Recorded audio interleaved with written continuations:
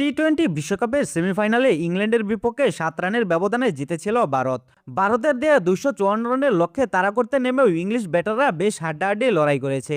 তবে ম্যাচের পার্থক্য গড়ে দিয়েছেন জাসপ্রীত বুমরা। দুই দল মিলিয়ে যেখানে 40 ওভারে 499 রান তুলেছে, সেখানে বুমরা 4 ওভারে মাত্র 31 রান দিয়ে নিয়েছেন একটি উইকেট। যদিও ফাইনালের আগে প্রতিপক্ষ নিউজিল্যান্ডের সঙ্গে তার সাম্প্রতিক পারফরমেন্স নিয়ে রয়েছে নতুন আলোচনা।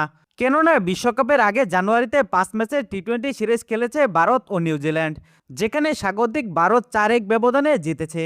তবে সেই সিরিজে ভারতের দাপুটে পারফরমেন্সের বিপরীতে কিছুটা দারহীন ছিলেন বুমরা। ওই সিরিজে 4 ম্যাচে 4টি উইকেট শিকার করেছিলেন তিনি, যেখানে বুমরার সবচেয়ে বড় দুর্বলতা ছিল ইকোনমি রেট।